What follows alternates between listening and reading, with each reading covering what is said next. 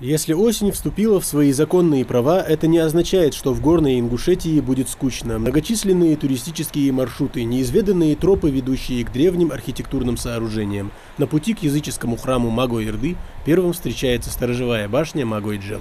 Вот это самая красивая башня, которая находится между двумя скалами, между двумя камнями. А вот эту башню построили чисто для обороны и для защиты сигнальной. Для сигнала о надвигающемся приятеле, о враге. И она очень хорошо, красиво вписывается в окружающий ландшафт. Основную часть маршрута к храму можно проехать на машине, но самый интересный и захватывающий отрезок дороги придется преодолеть пешком, начиная от башен Салги. Вокруг этого ущелья комплекс находятся другие башенные комплексы. Это такие как Гу, Ханикал, Маготи, как раз куда мы следуем. С той стороны запада у нас находится Бялган, боевая башня. Отсюда ведется начало род Салкхоевых, как раз по названию которой пошло название ущелья. И примечательно здесь боевая башня, которая неплохо сохранилась, если так сравнивать. К сожалению, мы видим, что машикули почти уже утеряны. Живописные пейзажи, желтеющие листва под ногами, величественные деревья. Здесь царит тишина и уединенность. И о редком присутствии человека в этих местах говорят лишь указатели, висящие на деревьях.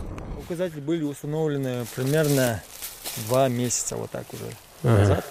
И путь был реально непредсказуемым, так как этот маршрут, эта тропинка, здесь нет, буквально в смысле нету тропинки, здесь уже нет таких больших потоков туристов, поэтому нам уже пришлось брать с собой людей из нашего комитета, из нашего министерства, да также и местных жителей, которые знали изначально местонахождение Магой-Ирды. И из их слов мы пытались, целый день ушло уже на то, чтобы найти этот храм. Мы все-таки умудрились, у нас это получилось. И для нас это был уже большой опыт. Большинство туристов при посещении лесистой части горной Ингушетии думают, что им могут встретиться дикие животные. Это особо не туристическое место, как мы заметили уже, да? Да. Поэтому здесь большинство с вами бродят наши друзья-медведи, волки. Вот. Ну и мы с вами.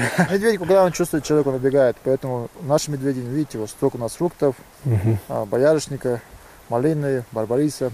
Им есть чем питаться помимо человеченки, да? Да, поэтому нам не надо волноваться, и туристам тем более. И у них вот из-за того, что очень большой такой рацион, хорошие корма, у них лоснящаяся шкура прям буквально. Самое примечательное при прохождении маршрута Магой-Ирды – это здоровая экологическая обстановка и идеальное санитарное состояние здешних мест. Нет ни фантиков или выброшенных бутылок. Нашим комитетом проводится большая работа по благоустройству. И вот недавно благоустроили вот этот маршрут, как видите, у нас находятся здесь знаки, специально все его сделали. И так как у нас, опять же, комитет снова воссоздан, будем проводить втройне вот эту работу. При выходе на гребень горы остается пройти несколько сотен метров. Храм Магой-Ирды находится на труднодоступной с одной стороне скале. Относительно датировки все еще ведутся расследования. Храм был построен, согласно преданиям, на рубеже 13-14 века.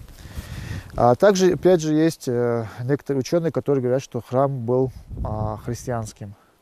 И так же, как и башня, которая здесь находится, Маготи, она имеет сходство с башней Бялган, которая находится чуть дальше на запад, и которая по стилю напоминает грузинские башни.